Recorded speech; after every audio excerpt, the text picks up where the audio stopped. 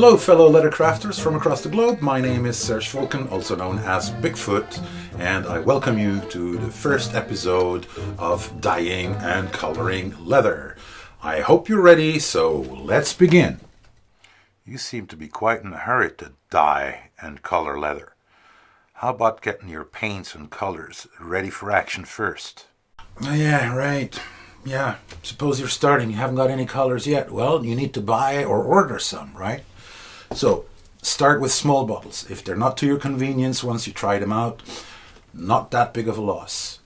If you like them, they're keepers.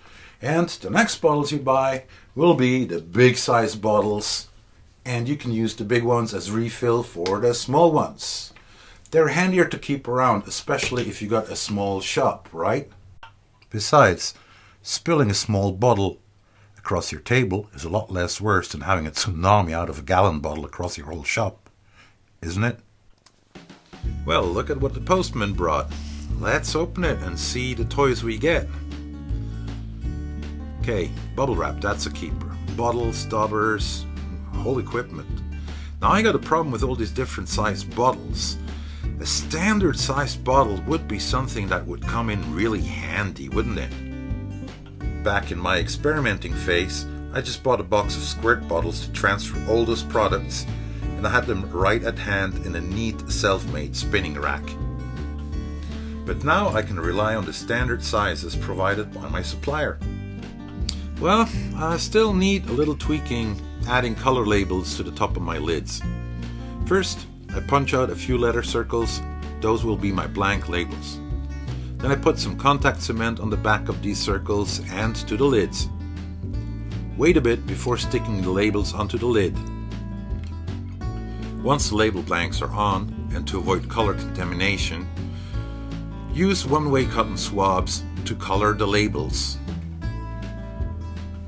Now we can put them in a drawer or a box, and each color is easy identifiable. No need to see the labels in front of the bottle. The lid says it all. We can save a lot of space putting the bottles in a drawer. Now they can be put away neatly and are ready to be whipped out onto our work spot whenever and wherever we need them. Instead of using up precious shelf space like I'm showing you here, I can store a lot more in those shoe boxes.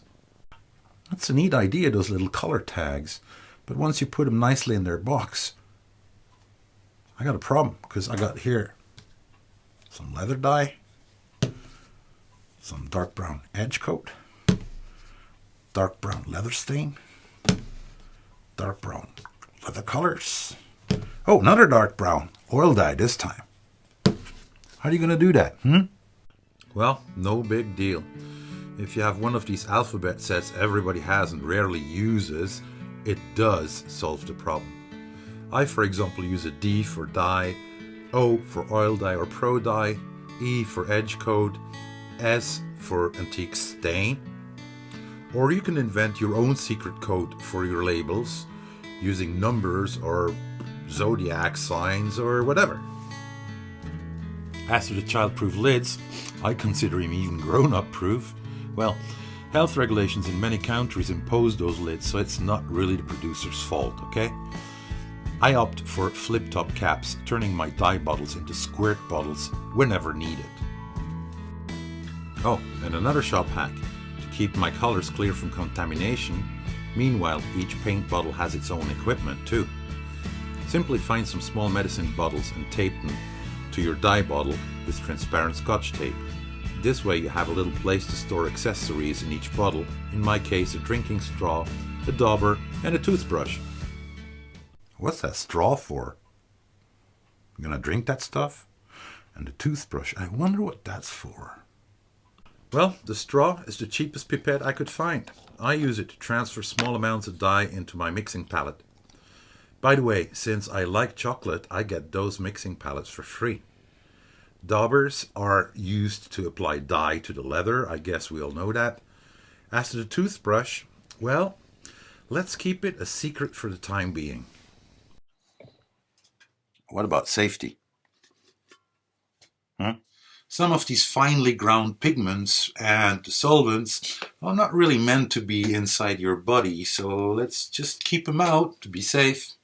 Avoid skin contact, don't smear in your eyes, and don't drink that stuff. Now, with some application techniques, you may avoid direct contacts with your skin by using a dauber, or a paintbrush. Yeah, you know what to do not to get your hands dirty. If you got a paintbrush, fine.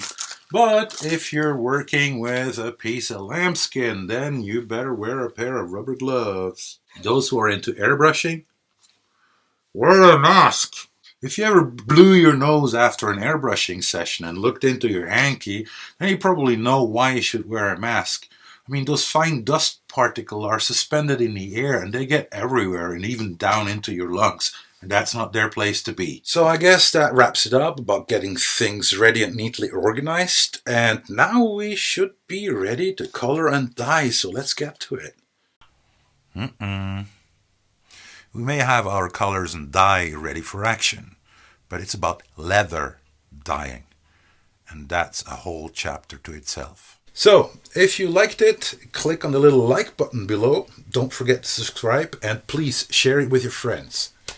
Links to the suppliers is below in the description. Thanks for watching and subscribe to stay tuned. Cheers.